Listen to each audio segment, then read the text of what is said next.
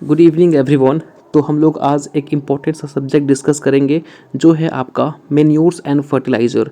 ठीक है, ये इतना इम्पॉर्टेंट सब्जेक्ट है कि आप ज़रा सोचिए कि अगर मैन्योर और फर्टिलाइज़र हमारे फील्ड में मिलना बंद हो जाए, कम हो जाए या फिर ना के बराबर मिले तो क्या आप खेती कर पाएंगे? बिल्कुल नहीं कर पाएंगे, क्योंकि आपके ना ही प्लांट का ग्रोथ होगा, ना ही उनके अच्छे ईल्ड आएंगे, कई तरह के उसमें डिजीज़ आ जाएंगे।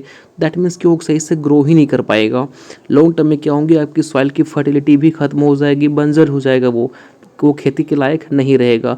तो आप सोच सकते हैं कि मेन्योर्स और फर्टिलाइज़र का हमारे एग्रीकल्चर में कितना इंपॉर्टेंस है। ठीक है, और ये सब्जेक्ट जो है वो काफ़ी इंपॉर्टेंट है, काफ़ी मज़ा भी आएगा आपको पढ़ के, और आपके लिए इम्पॉर्टेंट भी है। आप किसी इंटरव्यू में जा रहे हो या फिर किसी आप एग्ज़ाम के लिए प्रिपेयर कर रहे हो, तो ये यहाँ से टॉपिक से क्वेश्चन आपके बनते हैं। ठीक है, तो फ्रेंड्स हम इस टॉपिक को डिटेल में पढ़ने वाले हैं। क्या क्या मेथड्स होते हैं कंपोस्ट बनाने के, उनके क्या एडवांटेज है, कैसे बनता है, लिमिटेशन क्या है। दैट मीन्स कि काफ़ी अमेजिंग सा लेक्चर होने वाला है। तो आप लोग कंटिन्यूस पूरे लेक्चर को जरूर देखिएगा। इनके नोट्स हम आपको टेलीग्राम चैनल पे प्रोवाइड करेंगे, तो लिंक डिस्क्रिप्शन बॉक्स में गिवन है, जाइए और ज्वाइन कर लीजिए। ठीक है, तो फ्रेंड्स अगर हम बात करें तो सबसे बेसिक सा क्वेश्चन बनता है कि मैन्योर्स और फर्टिलाइज़र में क्या डिफरेंस होता है।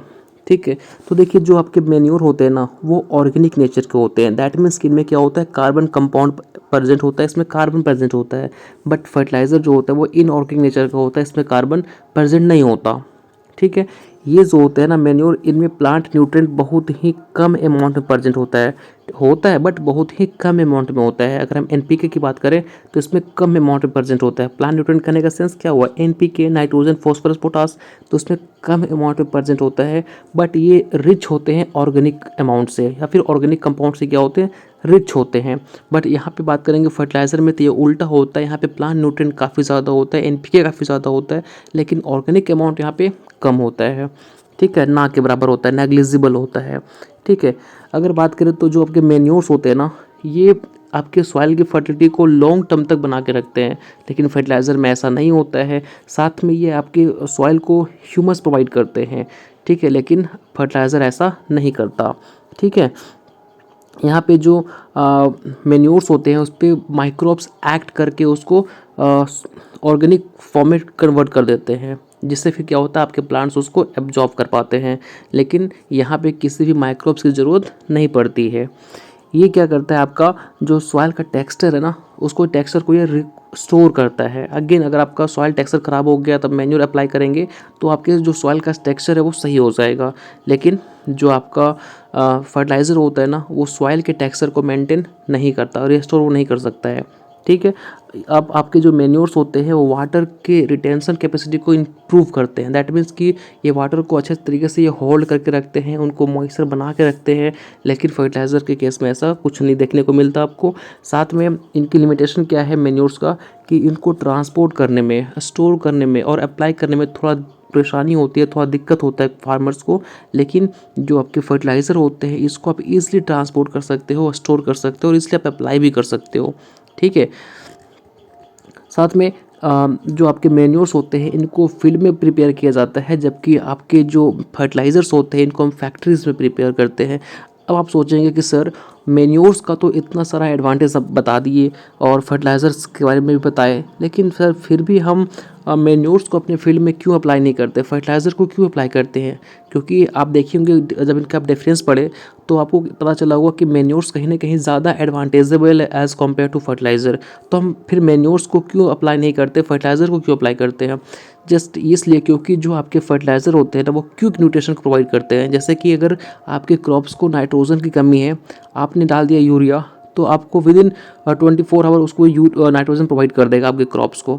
लेकिन आप उसी टाइम अगर आपके क्रॉप्स को नाइट्रोजन की रिक्वायरमेंट है, आप जाके वहाँ पे मैन्योर्स डाल रहे हो, तो उसके 10 से 20 दिन या फिर हो सकता है कि जब आपका क्रॉप का लाइफ साइकिल ख़त्म हो जाए तब जाके वो फील्ड को आप नाइट्रोजन प्रोवाइड करेगा। तो इसके कारण हम क्या करते हैं, मैन्योर्स को यूज़ ना करके हम फर्टिलाइज़र का यूज़ करते हैं, ताकि आपके प्लांट्स को क्विक न्यूट्रिशन वो प्रोवाइड कर दे। ठीक है, समझ रहे हो? साथ में आप देखे होंगे कि जो आपके मैन्योर्स होते हैं ना, ये इनका इंपॉर्टेंस क्या है कि आपके मैन्योर्स जो सॉइल होता है उसको लॉन्ग टर्म तक उसके फर्टिलिटी को मेंटेन करके रखता है। जैसे कि अगर आपको खेती करनी है, ठीक है, तो आप क्या कीजिए कि जब आप क्रॉप की सोइंग करते हैं उसके 1 या 1.5 महीना पहले आप अपने फील्ड में गोबर वगैरह को या फिर मैन्योर्स का आप स्प्रे कर दीजिए। तो उससे क्या होगा कि आपकी फील्ड की जो फर्टिलिटी है वो मेंटेन रहेगा। ठीक है, उसके बाद आप जब खेती करेंगे तो आपके फील्ड में इनफ न्यूट्रिएंट प्रेजेंट होगा, है ना। तो ये चीज़ काफ़ी इंपॉर्टेंट है। और साथ में ये जो आपके मैन्योर्स होते हैं वो जो बेनिफिशियल माइक्रोब्स होते हैं उनके इम्प्रूवमेंट में उनके लिए काफ़ी यूज़फुल होते हैं। ठीक है, तो आपके जो क्रॉप आप ग्रो करोगे उसके लिए फिर वो काफ़ी ज़्यादा यूज़फुल माना जाता है। ठीक है, अब आप बात करें तो मैन्योर भी अगेन आपका 2 टाइप्स का होता है। सबसे पहले आप मैन्योर्स को पढ़ेंगे डिटेल में, फिर हम फर्टिलाइजर के ऊपर आएंगे। ठीक है, तो मैन्योर्स की बात करें तो देखिए 2 तरह का मैन्योर्स होता है, बल्की ऑर्गेनिक मैन्योर और कॉन्सनट्रेटेड ऑर्गेनिक मैन्योर। अब देखिए बल्की करने का सेंस क्या हुआ कि इसको हम बल्क में प्रोवाइड कर रहे हैं, मतलब बल्क नेचर में है। और कॉन्सनट्रेटेड का मतलब क्या है कि कम ही अमाउंट में है लेकिन ज़्यादा बेनिफिट वाला होता है। देखिए कहने का सेंस क्या है कि जो बल्क में मतलब क्या है बहुत ज़्यादा, जैसे कि अब हम बल्क में किसी चीज़ को बल्क में ले रहे हैं मतलब बहुत ज़्यादा ले रहे हैं, बट ज़्यादा में तो है लेकिन उसमें जो न्यूट्रिएंट है वो काफ़ी कम है। और कॉन्सनट्रेटेड जो है वो एक एडवांस फॉर्म है आपका बल्क का। यहाँ पे चीज़ें कम होंगी लेकिन न्यूट्रिशन बल्क से ज़्यादा होगा। ठीक है, तो बल्कि जो जो होते हैं वो क्या होता है, बल्कि नेचर का होता है, ये बल्कि नेचर का नहीं होते हैं। इस पे प्लांट न्यूट्रिएंट कम होते हैं, मतलब बहुत ज़्यादा। ऐसे होता है क्या कि आपके फील्ड में अगर आप बल्क न्यूट्रिशन और बल्क ऑर्गेनिक मैन्योर को प्रोवाइड कर रहे हो दैट मीन्स कि आप बहुत ज़्यादा ऑर्गेनिक मैन्योर को प्रोवाइड कर रहे हो लेकिन न्यूट्रिएंट कम मिल रहा है। ठीक है, बल्कि अब क्या है कि कॉन्सनट्रेटेड ऑर्गेनिक मैन्योर में जस्ट उल्टा है कि आप इसको लो अमाउंट में प्रोवाइड कर रहे हो लेकिन ये प्लांट न्यूट्रिएंट को काफ़ी ज़्यादा प्रोवाइड कर रहा है। ठीक है, और ये ऑर्गेनिक मैटर से रिच होता है जबकि ये थोड़ा सा ऑर्गेनिक मैटर से कम होता है, लो होता है यहाँ पे। इनके एग्जांपल की बात करें तो एग्जांपल काफ़ी इंपॉर्टेंट है, एग्जांपल भूलिएगा नहीं। जो बल्कि ऑर्गेनिक मैन्योर होता है इसका एग्जांपल क्या है, FYM है, वर्मी कंपोस्ट है, ग्रीन मैन्योर है। जबकि कॉन्सनट्रेटेड ऑर्गेनिक मैन्योर की बात करें तो oil cake, bone meal, blood meal. ठीक है, तो ये सारे एग्जाम्पल किसके हैं, कॉन्सनट्रेटेड ऑर्गेनिक मैन्योर के। इसको जैसे ऑयल केक हो गया, चाहे ब्लड मिल हो गया, बोन मिल हो गया, इसको अपने फील्ड में अप्लाई करेंगे तो ये क्या होंगे कि आप प्लांट न्यूट्रिशन काफ़ी ज़्यादा प्रोवाइड करेंगे।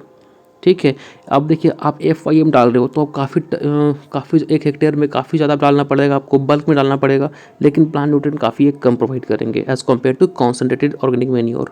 ठीक है, समझ लो। नो, हम बात करते हैं सबसे पहले कंपोस्ट के बारे में। कंपोस्ट क्या होता है, तो देखिए जो ऑर्गेनिक रेसिड्यू होते हैं, ऑर्गेनिक रेसिड्यू में कहने का मतलब क्या है कि प्लांट का वेस्ट मटेरियल, मतलब जो प्लांट हो गया आपका, एनिमल्स हो गए, ह्यूमन का वेस्ट जो एक्सक्रीटरा हो गया, दैट मीन्स कि जितने भी आपके ऑर्गेनिक रेसिड्यू हो गए वो क्या उनका कन्वर्जन कर देना ऑर्गेनिक मैटर में। दैट मीन्स कि कंपोस्ट में क्या करते हैं, जो ऑर्गेनिक रेसिड्यू होते हैं उनको माइक्रोब्स या फंगी या फिर एक्टिनोमाइसिटीज़ के प्रेजेंस में क्या करते हैं, उसको हम कन्वर्ट कर देते हैं ऑर्गेनिक मैटर में।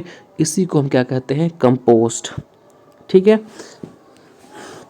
देखिए क्या बोलता है, process of microbial decomposition of organic residue into organic manure is called composting, है ना। तो कंपोस्ट कुछ नहीं है, अरे भाई आप गोबर लिए, ठीक है, गोबर पे क्या, अब गोबर को आपने लिया, गड्ढा खोदा, उसको आपने उसमें डाल दिया, उस पर थोड़ा सा आप पानी स्प्रे कर दिए, उसको पलटते रह गए, क्या होगा लॉन्ग टर्म में वो गलेगा, उस पर माइक्रोब्स ऐड करेंगे और उसको कन्वर्ट कर देंगे ऑर्गेनिक मैटर में। तो ये तो है कंपोस्ट। ठीक है, अब देखिए अब जो वेल डिकम्पोज्ड NPK होता है, मतलब जो अच्छे तरीके से डिकम्पोज हो गया है, तो उनका NPK क्या होना चाहिए, तो 0.5% नाइट्रोजन उसमें होना चाहिए, 0.5% उसमें फॉस्फोरस होना चाहिए और 1% उसमें पोटेशियम होना चाहिए, पोटास होना चाहिए। तो याद रखिएगा ये पूछा गया है कि एक वेल डिकम्पोज कंपोस्ट का NPK क्या होता है, तो 0.5% नाइट्रोजन। अभी ही याद कर लीजिए, बात के लिए कुछ नहीं, देखो नाइट्रोजन फॉस्फोरस 0.5%, 0.5%। ठीक है, पोटास कितना है, 1%। ठीक है, और जो वेल डिकम्पोज कंपोस्ट होता है ना उसका CN रेशियो कितना होता है, तो लेस देन 20 होता है, 20 से भी कम होता है। और वेल डिकम्पोज जो कंपोस्ट होता है उसमें कार्बन कितना परसेंट होता है, तो 60% से ज़्यादा होता है। देखिएगा वेल डिकम्पोज जो कंपोस्ट होता है उसमें कार्बन का परसेंटेज 16% से ज़्यादा होता है। ठीक है, इनके प्रिंसिपल्स की बात करें तो देखिए जो आपका कंपोस्ट है ना उनका CN रेशियो कभी भी 10 से 20 से के बीच में होना चाहिए, इससे ना ज़्यादा ना कम। तो आपको एक अच्छा कंपोस्ट बनाना है तो CN रेशियो आपको मेंटेन करना पड़ेगा 10 से 20, ठीक है, एटलीस्ट। क्योंकि देखो जितना ज़्यादा CN रेशियो होगा ना वो उतना डिकम्पोज होने में टाइम लेगा, ठीक है। सपोज़ कि किसी कोई प्लांट का रेसिड्यू है, उनका जो CN रेशियो है वो काफ़ी ज़्यादा है, तो जितना ज़्यादा CN रेशियो होगा वो उतना ज़्यादा टाइम लेगा डिकम्पोज होने में, ठीक है। तो इसलिए हम लोग ऐसा मान के चलते हैं कि अगर आपको कंपोस्ट का प्रिपरेशन करना है तो आपको CN रेशियो मेंटेन करना पड़ेगा 10 से लेकर 20 के आसपास, ठीक है। अब उसमें जो हार्मफुल माइक्रोब्स होंगे, अब देखिए वो कंपोस्ट को या फिर और उस ऑर्गेनिक रेसिड्यू को आप क्या करेंगे, थोड़ा हीट करेंगे उसको। आप क्या करते हैं, बाहर की तरफ थोड़ा सा पसार देते हैं धूप में, जिससे क्या होता है कि जो उसमें हार्मफुल माइक्रोब्स होते हैं वो मर जाते हैं, ठीक है। आप देखे होंगे ऐसा लोग करते हैं कि उसको धूप पे हम सुखाते हैं कुछ टाइम तक, ताकि जो उसमें हार्मफुल माइक्रोब्स हैं वो किल हो जाए। साथ में उसमें हमको क्या करना पड़ेगा, जो वीड्स आ गए हैं, जो उसमें कंकड़ पत्थर आ गया है, उसको हमको क्या करना पड़ेगा, चून के बाहर फेंकना पड़ेगा, ठीक है। अब इनके जो अलग अलग मेथड्स हैं प्रिपरेशन करने का, तो सबसे पहला मेथड है इंडोर मेथड ऑफ कंपोजिटिंग। तो याद रखिएगा इसमें हम क्या करते हैं, पहले सुन लीजिए। यहाँ पे हम इसको एक और नाम से जानते हैं, हिप और एरोबिक मेथड ऑफ कंपोजिटिंग, ठीक है। ये सबसे पहला मेथड है कंपोस्ट बनाने का, जिसको हम इंडोर मेथड कहते हैं, या फिर इसी का दूसरा नाम है हिप और एरोबिक मेथड। हिप का मतलब क्या होता है, गड्ढा, ठीक है। यहाँ पे हम क्या करेंगे, एक गड्ढा खोदेंगे। गड्ढा का जो लेंथ, ब्रेथ और हाइट है कितना होना चाहिए, 4.5 मीटर इसका लेंथ होना चाहिए। चौड़ाई इसका कितना होना चाहिए, 1 मीटर, और गहराई होना चाहिए 1 मीटर, ठीक है। उसका हम गड्ढा खोदेंगे। गड्ढा खोदने के बाद उसमें हम काउ डंग या फिर क्रॉप रेसिड्यू डालेंगे, ठीक है।